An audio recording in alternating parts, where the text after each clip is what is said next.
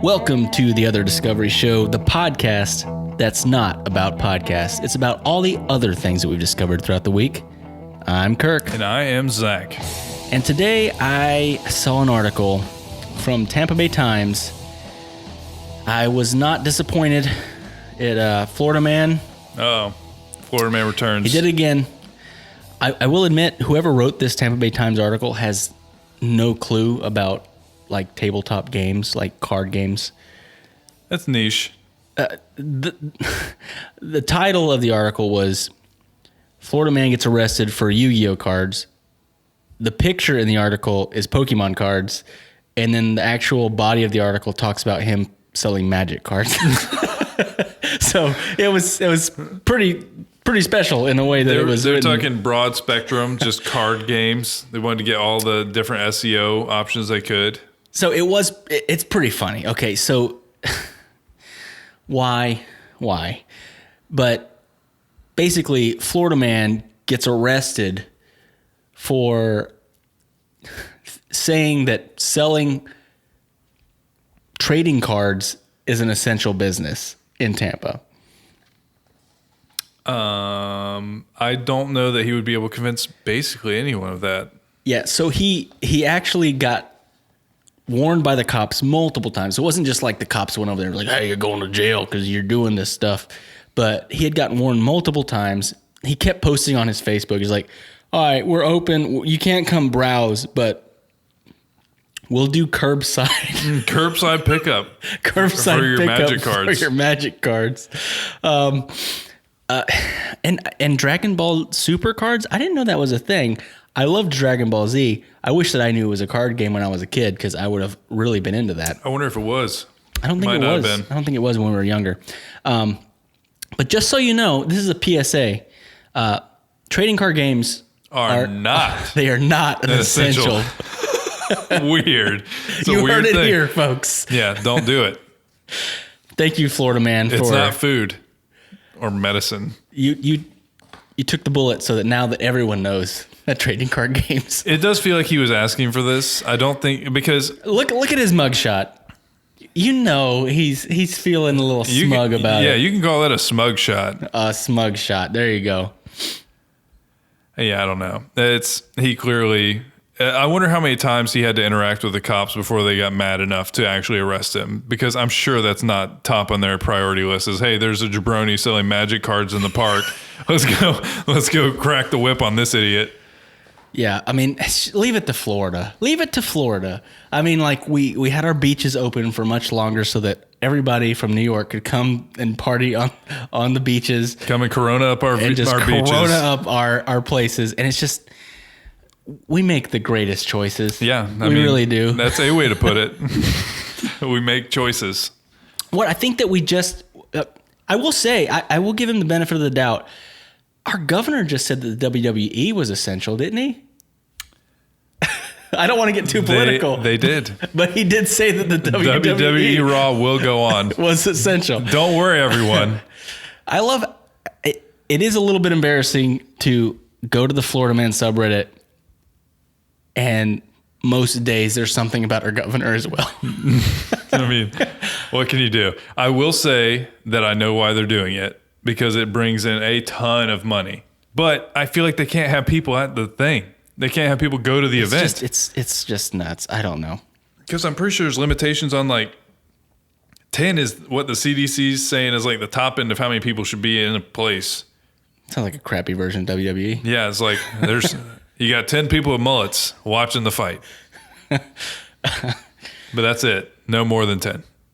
Yeah, cut it out after that. But yeah, that's wild. I mean, Florida man's going to be Florida man, even if there's a global pandemic going on. So this week I discovered... Speaking of pandemics and tough times. Yep, Kirk segued for me. Speaking of pandemics and tough times. I found an article from Atlas Obscura. Weird, right? I love this website. Seriously, we're not sponsored by them. They're just great. 7 historic dishes born from tough times that you can make at home. So what they focused on this article was things that you probably have around the house already, and also things that were born out of tough times so that they were having to be lean on how much they were using. So it's some pretty cool stuff, and some of them sounds pretty interesting. So the first one, the slug burger. Slug burger? Yeah, they got a marketing problem on that, but I think it was Okay, please tell me there's not slugs involved. there's not. Okay. I feel better about it slug already. burger was during the Great Depression, it started getting expensive to get food. Well, meat especially, but food in general. So basically, the name slug burger comes from, it was an imposter burger. So like they had like slug coins. You know, have you ever seen like Westerns where they like bite the coin and make sure it doesn't bend? Yeah. You know, that's a slug. It's like a fake coin. So they called it like a slug burger because it was like a fake burger. It wasn't all meat. Okay. And I so know that's what those were called. what they would do is they would mix in flours with the meat. So they would fill the burger. Flours? Yeah, they would fill the burger with extra Petunias? stuff rather than just like flour, like bread flour. You said flowers. Yeah, different types of flours because right now they're using okay. right now they're using Roses? potato flour, Tulips? FLOURS, plural of flour. Is that the plural of flower? Flowers? What would you call it? I guess. Yeah, it's just spelled differently. Yeah. So I guess if you're reading it, it makes sense. Yeah, if you're saying it, you can blame English for that. That's not my fault. So it's you made me feel stupid, but really you said flowers. So I was assuming flowers. Yeah, they were using potato flour, but I think that some people are using like cornmeal, soybean meal, sandwich bread. You know what I mean? They're using. Yeah, I get it. Exclusive. I get it now. I just felt real stupid. Yeah, they put daisies in it. It's fine. So basically, you have, and apparently it would make it really like crispy. So it sounds kind of good. Soviet cookie crumb potatoes. So they would take cookies and they would crush them all up, and they would make. They're not potato related. All of these names are going to confuse you, for sure. So there's no potatoes in it. Essentially, it's just cookies that they use butter and sweetened condensed milk and cocoa powder and then make them shaped like a potato. It's like they like crush up cookies and make like a little potato shaped cookie treat out of it. Why is everything a little bit of a misdirection so far, at least? They just want to confuse you exclusively.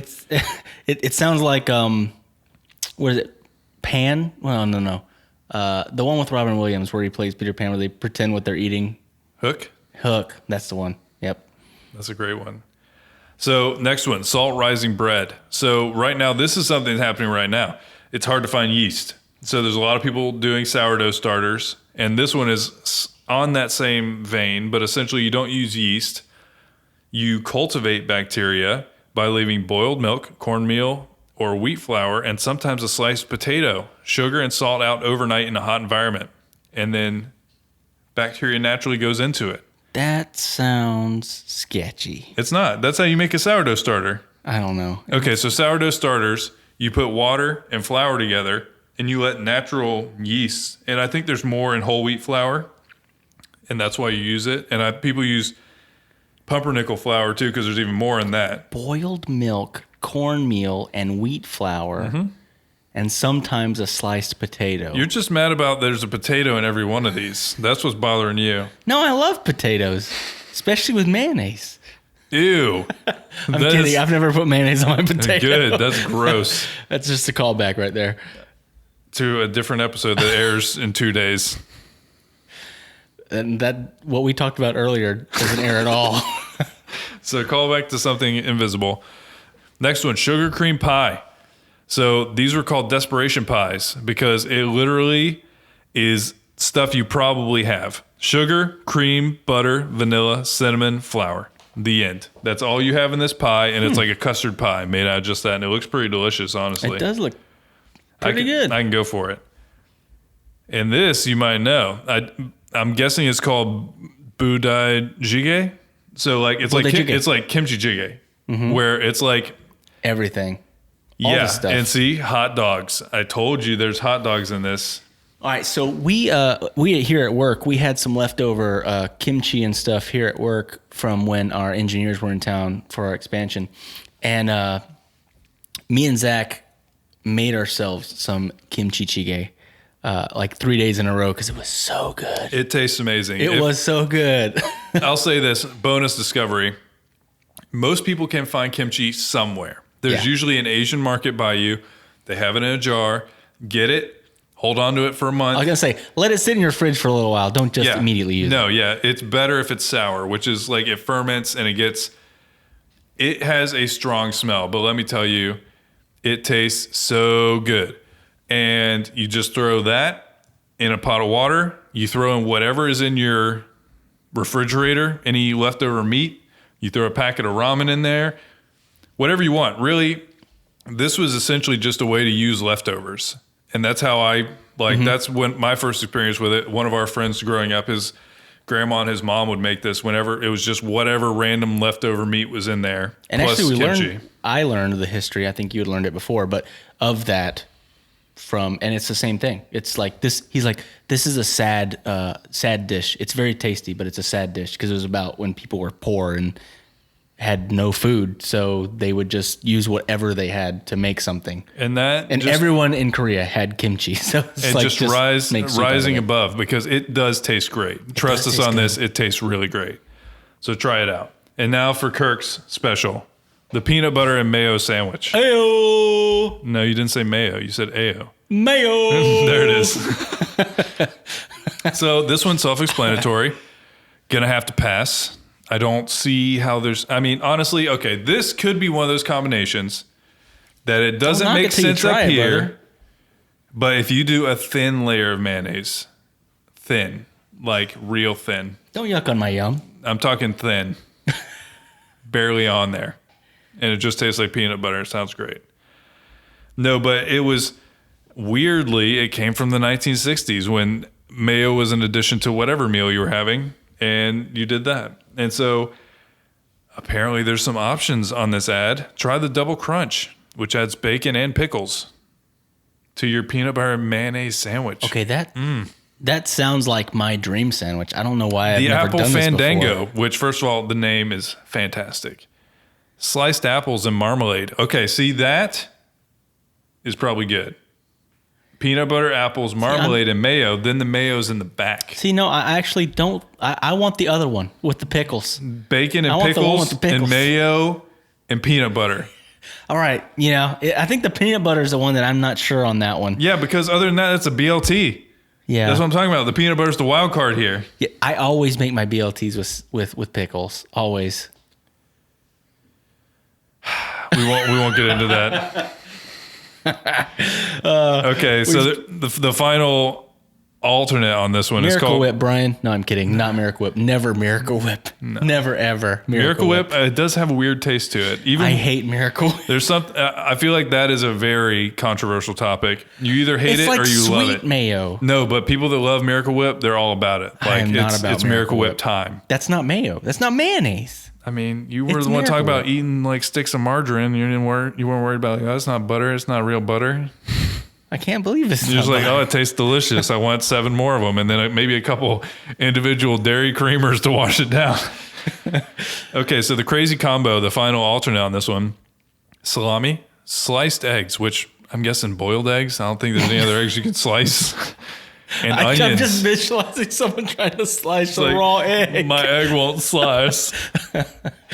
Oh, man. And hill cake.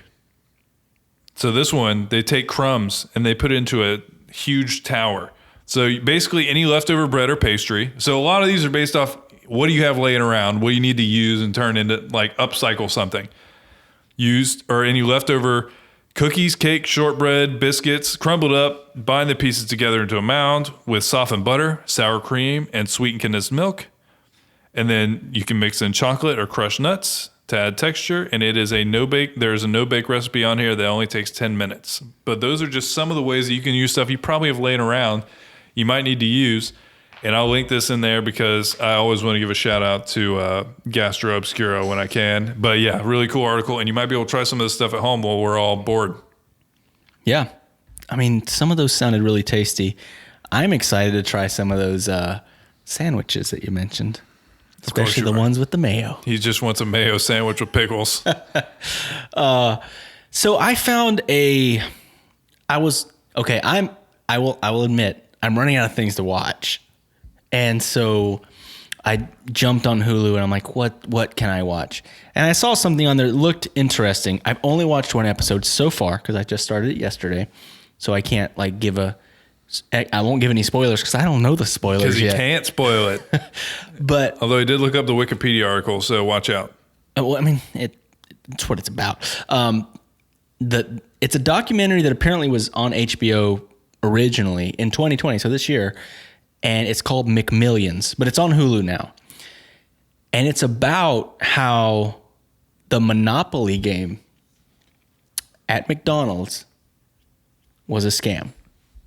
Ooh, okay. Investigated by the FBI. And it is very, very interesting, entertaining. And the guy that they have as the FBI, well, not as the FBI, he is the FBI agent that was on the case. He is a very interesting guy. He's very, he had never gone undercover before. He worked in Jacksonville and they didn't even have an undercover unit, but he was very outgoing and he's just like, hey, you want me to go undercover and figure this thing out? And they're like, well, we don't have anybody else. I guess we can. And so he was able to do these things that normally he would have to go to like ridiculous amounts of training for, but he was able to just do it. He just wandered on in there. It was great. It's great. So far, I'm very excited to find out what happens because I don't know yet. But it is a really interesting. I mean, it's not for kids. It's an HBO documentary. Does HBO make anything for kids? I don't think they do. I think like literally if it's like made by HBO, your kids should not watch it. But you should. It is crazy because I mean, and this isn't a spoiler, but like the first like 4 people that won the big prize, Monopoly grand prize, if you trace it back, they're all in the same family. Everybody. All of them. Okay. Yeah. So that's where it starts. I mean, that's literally where it opens. And that's what I'm excited to find out how. And like, it's a crazy story, it seems like, and I'm excited to find out. So if you're looking for something, and if you're into documentaries, I've always been into documentaries. It sounds, I don't know, investigative documentaries. I mean, heck, what was Tiger King? That was a documentary. It's got a little bit of flair to it, sure. It's got a lot of flair. No, but I'm just saying, like, yeah, documentaries have a lot of times they point you a direction, but if they're getting a good story, they're getting a good story. It's an interesting story. So look into McMillions on Hulu. And speaking of which, we did get somebody from the Podcast Discovery Club and a friend of the show, Vlado, fellow Podfix Network guy from It's Not Rocket Surgery, and he mentioned to us that people should check out Norsemen on Netflix. And we looked up the page on Netflix, and let me just read you the tag. In 790 AD, the Vikings of Norheim have a hectic schedule that includes pillaging, plundering, enslaving others, and solving problems with violence. So apparently, how Vlado describes it is The Office if it were Vikings. So it's like a comedy. That's also Vikings. Violent? It's like they saw that Vikings, but that's the one on, which is the one on the History Channel. Is it called Vikings? I think it might be. It is called Vikings. That's a show. So Vikings and Game of Thrones and everybody need to be taken down a level. So we need to make fun of it a little bit. We need to laugh at what it is. And so I am immediately interested in checking out this show. So thanks so much for that recommendation. Yeah. And if you are interested in telling us about some of the stuff that you've learned, join the Podcast Discovery Club over on Facebook, or just tweet at us on our Twitter, the PDS Official. We would love to talk about your discoveries throughout the week. And also, go check out Vlado's show. It's Not Rocket Surgery. It's a great show. Yeah, it's awesome. It's a lot of discoveries on there, too. It really is. A lot of it has a lot more. It's a lot of stuff we talk about as well, because they like science. They like nerdy culture as we do. And yeah. I always felt Kindred spirits. Yeah, I always felt like Aussies were our cousins overseas. And I feel like that with this show. That's our show's cousins. We're show cousins. So yeah, thanks so much for reaching out. And yeah, if anybody else has discoveries of stuff they've been trying to do while we're all spending a little more time at home, whatever it is, reach out and share it with us, and we love to talk about it. So I discovered something pretty interesting this week, and it is about horses and dogs being able to play together. And this sounds simple at first, and honestly, it kind of was at first, because they saw a video of a horse and a dog just playing together. Just like actively playing, not like one of them was chasing the other around, like playing. Both of them were kind of playing with each other. And then they essentially tried to figure out, is there a lot of this going on between different animals? Because it makes sense when one type of animal are playing. So if there's a group of dogs that are all playing the same way, it makes sense. Same with any animal within their own animal. But they wanted to figure out, are these animals like communicating in how they're playing? You know, is it something where they both are playing together? And through this, they sent out researchers in the National Geographic article that I'll put in the show notes. So they not only are they like both having fun, but they're doing the types of things that we see as playing in a communicative way. So they both have open mouths and match each other's behaviors. So they even list something on here. I have to watch this video. Yeah. So they rapidly mirror the expression on the other's face called rapid facial mimicry. It occurs in primates, domestic dogs, meerkats, and sun bears, but has never been documented between play partners of different species. Okay, so yeah, that's very interesting. Yeah, and so it's one of those things that it literally starts from a very adorable video of a horse and a dog just goofing off. And they're actually like playing, like they're both playing. And so they start to try and understand what is happening here. And so they start talking a lot about how... So this, sorry. Yeah, no, you're I don't good. want to cut you off. This makes me think of what scientist, what person that has a background in like animal behavior is the person that saw this YouTube video that's like, hey, there's something going on here that's deeper than most 3 million people that have watched this video. Here's the thing. I think scientists think differently because, okay, one of the next points in this is from an evolutionary point of view, they're predators and prey because wolves would hunt horses. You see what I mean? So predator and prey. Yeah, I was thinking a dog. No, not a dog, not a domesticated dog, but like a Chihuahua and a Clydesdale. A Chihuahua cannot kill a Clydesdale. It would take I don't know. Somebody can run the math on that. How many Chihuahuas would it take to take down a Clydesdale? Probably several million. I don't know. But so they essentially think that a lot of creatures, and this is a wide one, ranging from crocodiles to otters to wasps, believe it evolved multiple times to have like play among species. So within those species, there's a lot of different things that will have play. So I guess something that's not like evolutionary, like you need it to survive, but something they do. And so they have a lot of different things to do it, but most of the time it's not going in between. And a lot of it is like they're training. So like play fighting and running and chasing and things that are helping develop agility in like young animals and things like that. But then they start trying to dig into this specific case. And so there's a lot of stuff about how these two animals are interacting. There are anecdotal evidences of like different ones, like cats and dogs. They'll play a lot of times, and everybody's seen that. Mm-hmm. But once again, kind of a thing where it doesn't really make sense. They're both on the predator side of things, but they wouldn't necessarily get along in the wild.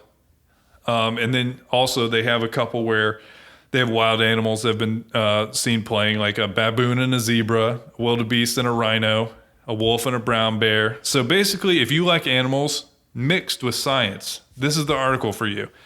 Because I really do think it was probably like exactly what you said. Some scientist was sitting at home looking at Facebook. It's not like, oh, that's cute. Why is that dog and that horse playing so well? Look, they're mimicking each other. It makes no sense. I want to do my doctorate on this right now. Yeah, so they started digging, and they do dig into this. So each session began when one partner, either horse or dog, initiated having fun, and the playmate responded in kind. And basically, they would both work off of each other. They would play, they would stop, it's all that. And then they would, the dog and the horse might attempt to bite, but didn't actually do it. Then they jumped or pushed or hit or chased each other. They would play with something, like a shared thing that they would both play with. And they would also roll on the ground. Like everybody's had a dog, they'll do that. Like when you're playing, they roll on their back and start goofing off. And also, like a horse could hurt a dog very easily because they're huge. Yeah. But they weren't doing it. And so it's just really interesting to see something that goes from just like a cute video to where can we put science and understanding onto this. And so it was really cool to read about this because they're essentially saying that dogs and horses aren't like anywhere related as far as like animals go, but both of them are domesticated enough that they've started to recognize facial expressions of humans too. Like dogs and I think horses too are both able to see what we're looking on our face and respond to that. Like dogs watch your face a lot. They really do respond to it. And it's unsettling sometimes, but they do. And so it's just really cool to see how these domesticated animals that they've been domesticated for thousands of years. Yeah. So it's, True. They've developed into something that's very closely tied with humanity. And it's just interesting to see how animals have kind of like bonded with us and then also with other animals. That's a really cool discovery. I'm excited. I'm excited to get off of recording and watch that video. I'm excited to watch the video about dogs playing with horses. And yeah, all of this stuff's in the show notes all the time. If anybody's listening to this and they want to see what we're talking about, usually I'm trying to think, one of them doesn't have the show notes with HTML, so you can't click the link. One of the aggregators? Yeah. I don't remember. But regardless, if you want to search the Podcast Discovery Show Libsyn, it's on there every time. If you ever want to see what we're talking about, it's on there. Yeah, we make sure we put the hyperlink to every single thing that we basically talk about is what we try to do. Before we hit our last discovery of Zach's band, I wanted to shout out Podchaser. They're doing a promotion right now. It's #reviews4good. If you go on Podchaser right now and you leave a review, 25 cents for each review goes to Meals on Wheels. And I think that is great. I think that it's great that you passively just go leave some reviews on shows. You're helping a podcast out, but then also you're helping feed somebody. 25 cents goes a lot further than you think. Yeah, and if we respond to your review, if you were to review our show and we responded, then it goes to 50 cents. Yeah. So you review our show, we respond to you, 75 cents. That's a lot. We're just trying to give some money to Meals on Wheels. And also Podchaser is a great platform. It really is. They're cool guys. So if you're interested at all, go review your favorite podcast on Podchaser, and hopefully they respond back, and we can raise some money while just helping promote your favorite podcast. It's a win-win. So for the final discovery of the week, last week I released an episode of Creators Cove with Dango Rose. He is a bass player that played with Elephant Revival for a long time. He has since gone on to found the Elephant Collective, which is a artist incubator. So they have development programs for artists who they help them work on songwriting, and they produce them, and they go through a lot of things. But Dango is a really great guy. I had an absolutely incredible conversation with him. So if you'd like to hear more about his story and the things that he's into, there's a Creators Cove episode about that. But the song of the week is called A La Glory. And I talked to him last week, and he said it felt like it was appropriate for the times. So this is what Dango thinks would be a good one to hear right now. So I hope you guys enjoy it. Thanks for listening, and we will talk to you next week. Bye, guys. In the morning, hear you call to the grave, here to find you, weeping